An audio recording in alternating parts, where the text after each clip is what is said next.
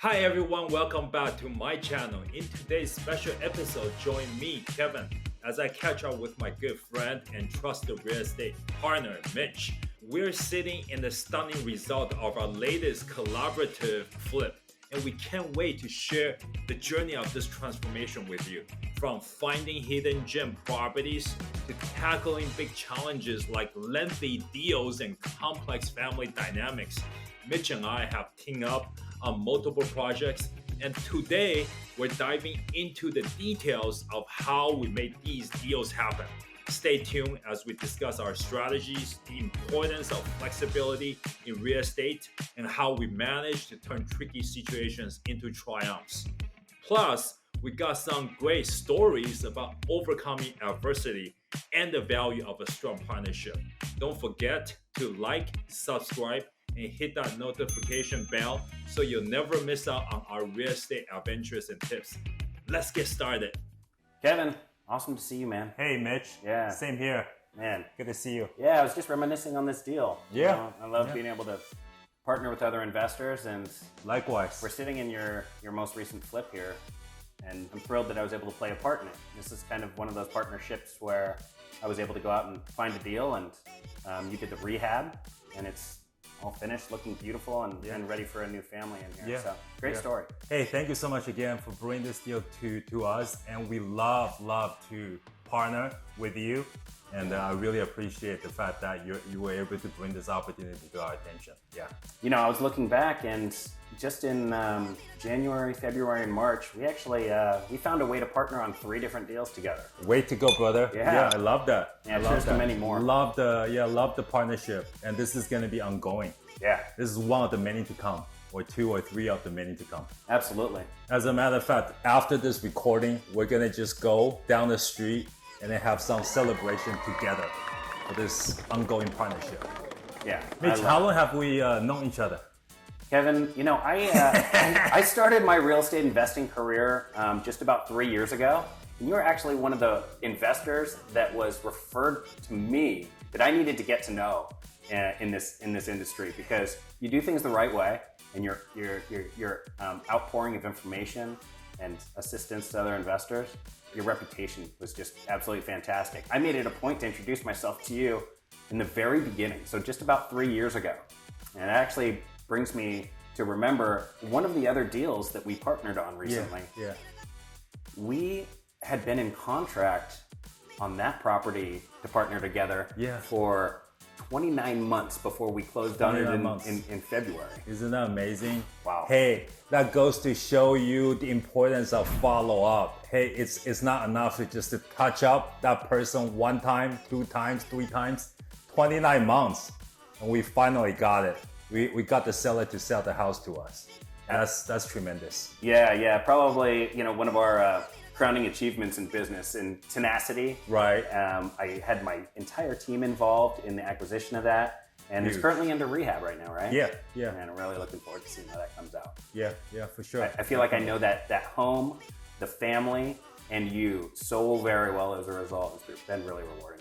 Yeah, definitely. So I'm sure that our listener would love to know or hear about how we got this deal, right? Yeah. And then it's turned out to this wonderful stage home, and it's on the market for sale right now.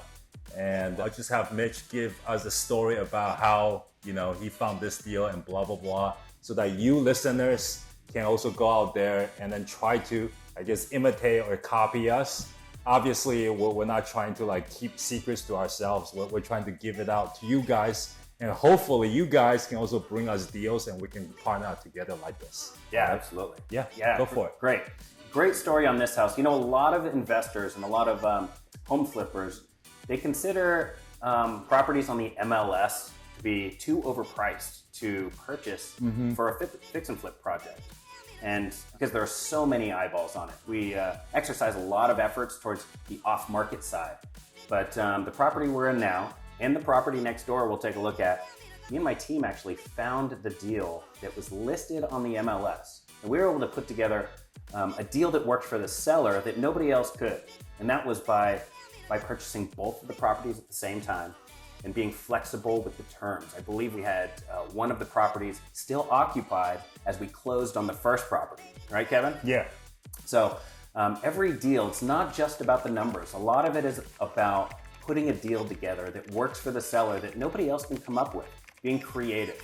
It's not just about, here's my number, this is the best I can do, I'll close escrow on this one, maybe the other property might fall out of escrow. Giving the seller the confidence that you're gonna close on the transaction, and then partnering with another investor that you share the confidence to close on that end is a really, really key aspect of doing business like this. And I think one of the reasons, the primary reasons why the seller decided to go with you guys is flexibility. Like what Mitch said, it's not all about price, right? And one of the units was actually occupied. Yeah. And then they had a hard time showing this one because it wasn't vacant when they listed the property. Right. And it took them a while before the tenant moved out and this site actually became vacant. So it was a difficult time to show the property, right? Yeah, a lot of sellers, they'll sell you their property. If you can offer them, sometimes it's speed that they need, and sometimes it's convenience. And a lot of buyers aren't able to offer those things because they're not in that creative mindset of doing real estate deals. Right. So again, putting together an entire package, not just price, but also terms, equally important, that'll work for a seller, that can create that type of confidence in getting something done. And in this case, it was convenience, right? Yeah. Hey, I have to say this is very similar to courtship. Like when you're courting a girl, right? It's not about, hey, I'm just gonna have sex with you. Yeah. There's that foreplay. It takes time to massage the deal. Wouldn't I love you that agree? analogy. Yeah, absolutely. Like, no, it's just the price. Take it or leave it. That's right. No, it's not that. Yeah. Like you gotta get that motivation out of the seller. Is it a price? Yeah. Okay, if it's not if it's the price, can we buy on terms? Right? Exactly. Is it something else? Like, is there anything that we can help you on other than the price? Because there's a lot of motivations that we have to dig out or get it out of the seller so we know how we can. I mean, real estate is just one part of it. Sure. Wouldn't you agree? Yeah, absolutely. Yeah. Absolutely. I really feel like real estate is a relationship-based business. A lot of people are really fixated on just the numbers. But like you said, just when courting a girl, it's easy for someone to look at somebody else's resume and say, yes, this might be a good fit for me. But it's not until you forge the relationship and nurture the relationship that the true colors of both sides come out, right? Right. Yeah. So again, hey, courting a girl is not easy. It's not just like, hey, you want to go out with me, and the girl say no, and then you give up on it. It's like just incessant trying, right? Asking the girl out until the girl say yes.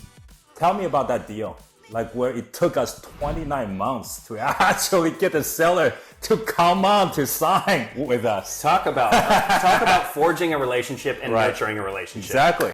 From the beginning of that deal, we worked through a lot with the family. Yeah. Okay. We had two brothers who weren't speaking. We had the father who was living in the home and had memory care issues.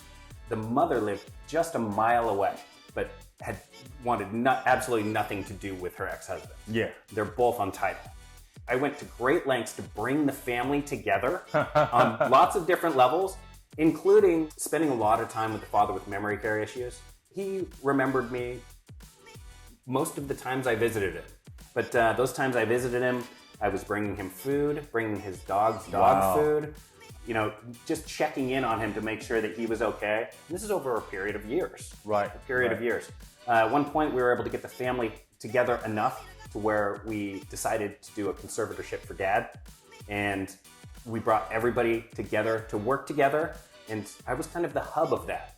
And it certainly was part of the family. I was described as part of the family. That's really funny. The stepson now. Yeah, absolutely. So stepbrother. I went on mountain bike rides with one of the brothers. Wow. Okay. Crazy. And and during those rides, we would just talk about the best way to support Dad and the family and how to get this across the finish line for them. Right.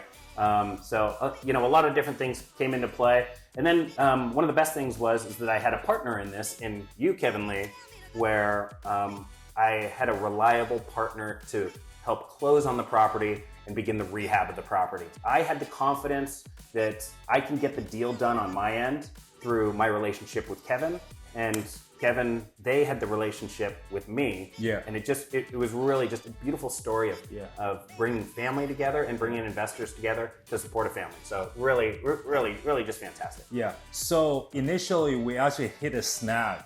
We actually got the dad, to sign with us. However, the title officer, I think it's at Chicago Title, right? It was at Chicago Title. Yeah. Okay, the title officer wasn't comfortable closing the deal for us. So that was a bummer. Can you explain why that was the case and the whole thing behind conservatorship? Yeah, absolutely. Yeah. So conservatorships can be put in place for somebody who is incapable of making their own decisions, okay?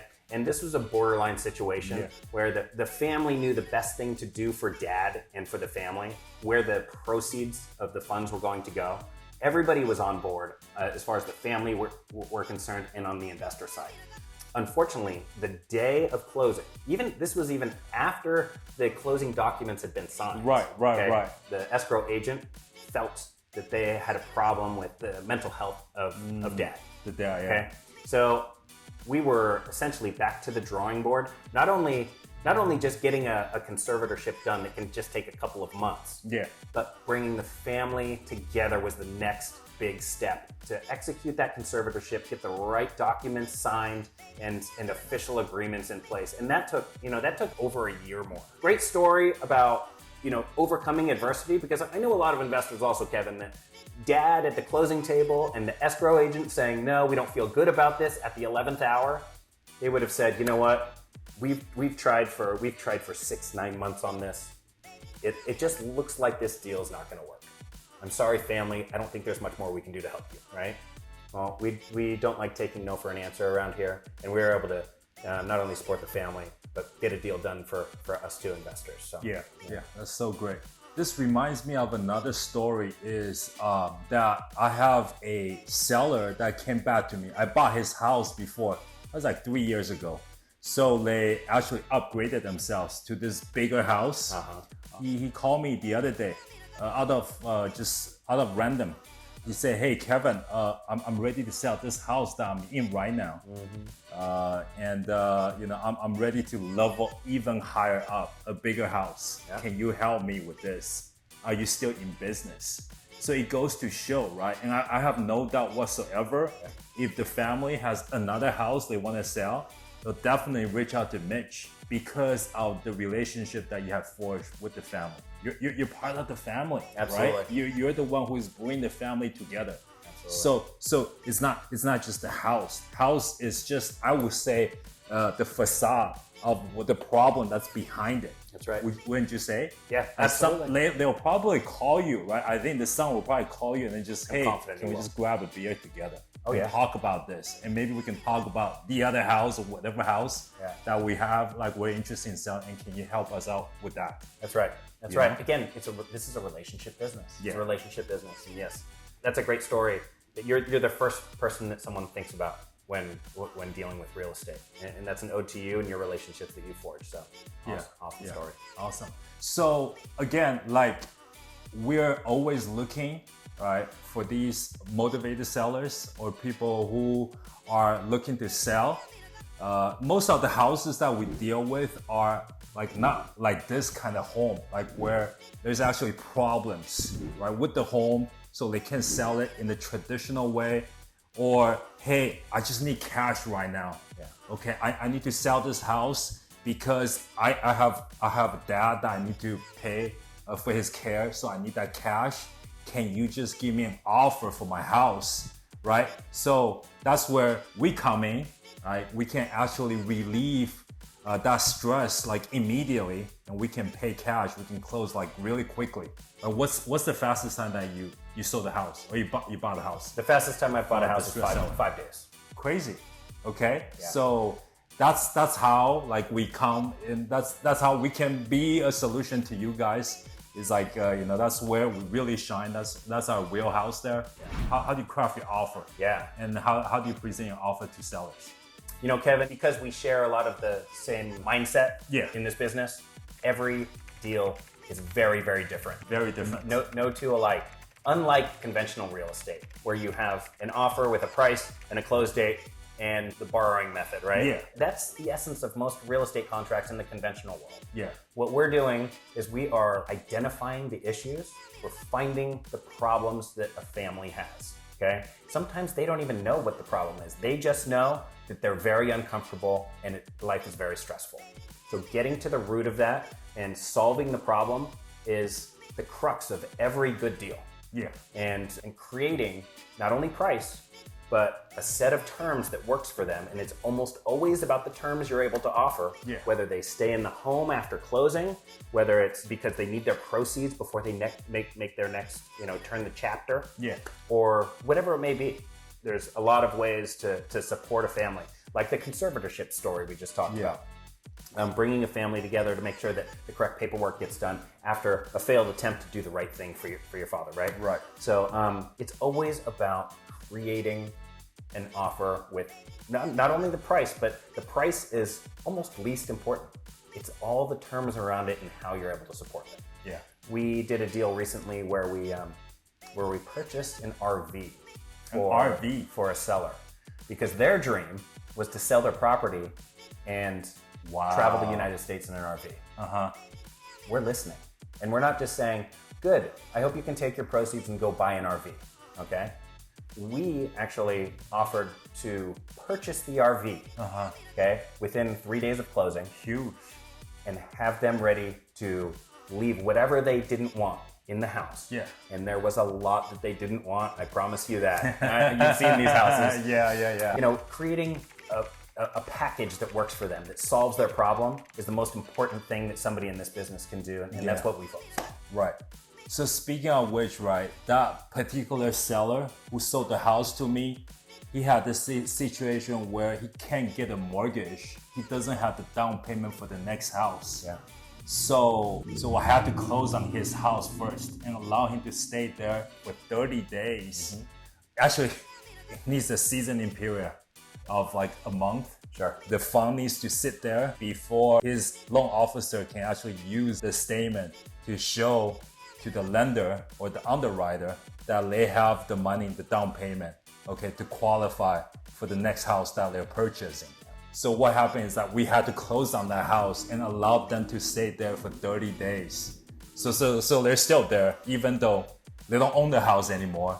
But it's just the convenience that we have to provide, and really just to get that out of a seller. Like what are the problems surrounding the house? That's right. And then if I can solve that problems for you, I'll sign the contract with you. And Kevin, in that situation, you're taking on a lot of risk. Oh yeah, by letting big somebody time. live in a house after you've closed on it, especially operating a real estate business here in California, where squatters' rights are so strong, where landlord-tenant is very tenant-friendly. And we take on a lot of risk in those situations. Oh yeah, big time. It's in exchange for oftentimes getting a good deal on that. Hey, what happened to that house where you got like squatters like broken into the house? Remember, there's that deal in Placer? Yeah, in Placer County. Yeah. Was it in Auburn? What happened to that? Yeah, that deal Hey, was. by the way, make sure you follow him. The reason that I know is I follow this guy on social media. What's your Instagram? My handle? Instagram is Mitch Craighead, first and last There name. we go. Yeah. There we go. Yeah, please you do share follow. those stories. Yeah, come along with my journey. It's an interesting one. Yeah, we had we did document an incident where we had report of squatters breaking into a property we had in contract to purchase. They had put a large lock on the front gate. We had to cut the lock to go inspect the house, and it was sunset in El Dorado County, actually, in Camino. Okay. And quite a creepy scene, I'll tell you. Like around every corner, you feel like somebody could jump out at you and maybe assault you. So that house we still have in contract to purchase. Sure. And we're working actually through, we have found another investor to take that on. Gotcha. But we had to do a short sale for the sellers because the property is just not worth what they owe on it. It's underwater. So we're actually supporting them. We organized a short sale so that they can get proceeds out of the house by an end buyer coming in and taking it in. So another great story, and that's in the works right now, and we hope to close on that in the next couple of weeks. That's great. Fabulous. How'd you end up securing that property? Was it vacant? It was vacant. It was vacant? Yeah, the property had been vacant for, I don't know exactly how long it had been vacant because other squatters had already been removed from the house. No, okay. So series of squatters had been squatters. a series of squatters. Yeah, a series of squatters. So we deal with all kinds of issues, right? Yeah, and yeah. squatters is a big one here in California. Mm-hmm. It's almost as if the state would like anybody to walk into anybody's house and put a flag in the front yard and call it their own. So we're up against a lot, and we're oftentimes solving problems for the squatters as well. We'll find a solution for the squatters. We'll find them new housing. We'll work hard to find them a form of housing, or sometimes we'll give them some cash to leave, also known as cash for keys. Yeah. To be able to get the deal done for the seller, give the squatters or occupants, a fresh start as well. So. Yeah. So one thing is, like you see this property, right? It has so many valuables, like furniture. So when we stage a house, we put simply safe security system in the home, just to prevent squatters from breaking into the house. This house is actually in a good location, so it's okay, and it's on a busy street, so people walking in will be observed. But you and I probably have tons of experience where you have houses that got broken into many times. Oh yeah. I have to replace that front door many times because it got kicked so many times. Yeah. This is not like the first time we deal with squatters. So it's just like coming from me, it's just one of the lessons. Make sure that you put security system to just secure your home so that it doesn't get trashed. You have people who are doing drugs in the home, right? Yeah. They're just like peeing everywhere. They're not treating this like your home, right? They're Right. just squatting over there. Yeah. And believe it or not, there's squatter right. The squatter. Actually, it's banned in Florida. Yeah. Yeah, of all 50 states, it's banned over there. Yeah. But everywhere else, it's a federal right for the squatters. Yeah, it's a challenging Crazy. thing to deal with. Yeah. Squatters' rights is a big issue that we tackle Yeah. almost every day in our business because we're dealing with so many homeowners. Yeah. We both do marketing, outreach to homeowners that might need some help with their property. Mm-hmm. It might be identified as somebody who can use a hand in selling their property or anything at all. So squatters' rights is a big challenge for us, but it's a bigger challenge for a homeowner. A homeowner that has a vacant home that the squatters have taken over. Helpless. They feel helpless. Yeah. They feel helpless until maybe an investor like Kevin Lee or Mitch Craighead come along and come and help them with that situation. Yeah. Hey, so before we finish or wrap this up, so that house, right, in Citrus Heights, where it took us 29 months to close. Yeah. Tell the listeners the stuff that's left inside the house. There's I think there's a Jeep or there's an RV over there. There's actually a grand piano. A piano teacher, the neighbor came. Okay, we had it appraised. Guess how much it was appraised for? The piano? Yeah.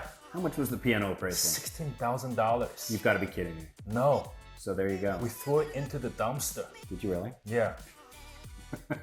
But see, the thing is, and I don't know how you do it, is like whenever we take over a house, there's a lot of shit that we don't know are valuable. Yeah. We would just take a picture and put it on Facebook Marketplace, or even I just post it on my Facebook newsfeed, and there'll be people that they'll show interest. I say, come, just grab it. It's free for all. And then I would just get an interested, buyer, come and then just pick it up for free. That's how we get rid of stuff. And I don't know how you guys do it. Yeah, very similar. Very similar. Sell collectibles? You know what? I know. Kevin, it's really hard in this business also to not become a hoarder yourself. Okay? Oh yeah. Tell me about it. I've been through houses, and the first thing I do is I'll bring my construction team through and say, we're gonna be clearing this out. Take whatever you want. You guys get first dibs before we have trailers come and have people load it up and take it away. It's part of our underwriting process also, right? Yeah. We talk about the squatters and what expense that might incur for us. So when we're thinking about buying a property, if some of this one situation is there somebody living in there that is unlawfully living in there? What is that going to cost us, and what type of timeline is it going to take to have them removed and on to their next chapter in life? Yeah. And then how much stuff is here?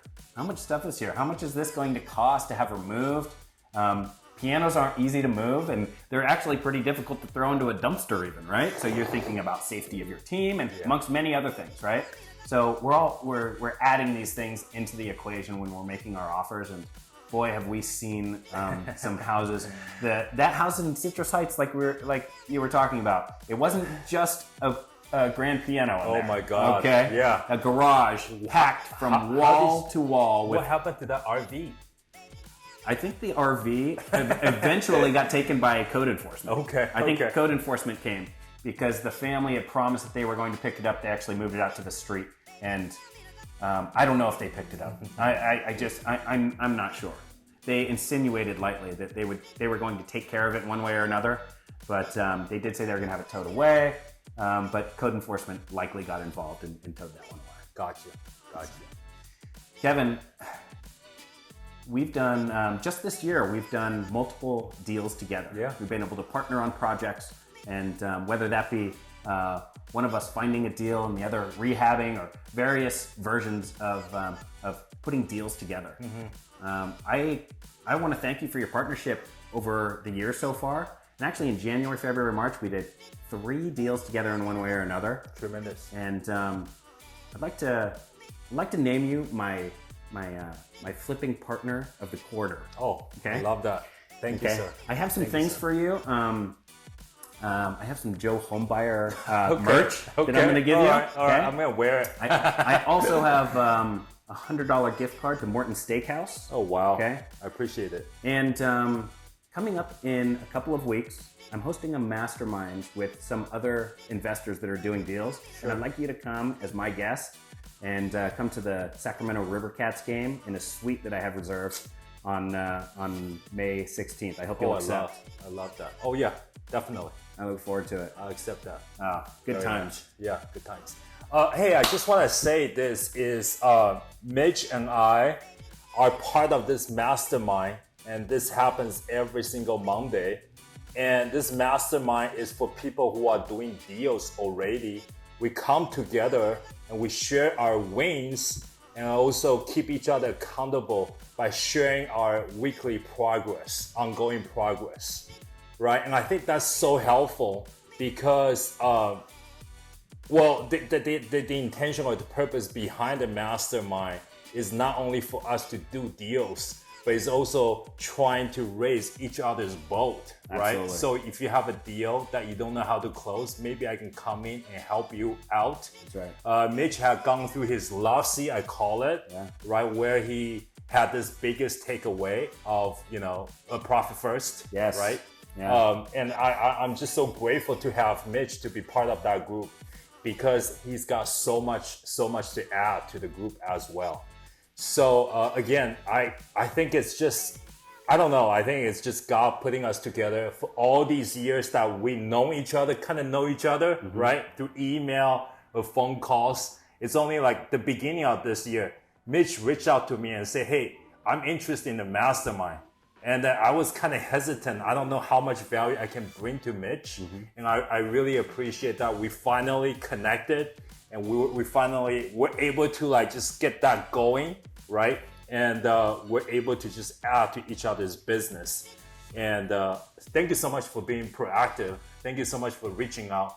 I'm really a shy person, believe it or not. But I'm really grateful for you.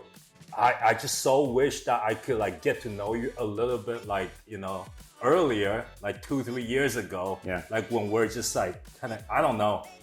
Maybe you were just getting started, we're just trying to figure out the business operation of things. So we weren't paying attention. We're just really focusing, in the business, if you will. Yeah. But I think that your business has really taken off, right? You have a team of 5 people working for you. And right now you get to work on the business, not in the business. So just tell us before we wrap up here. Sure. What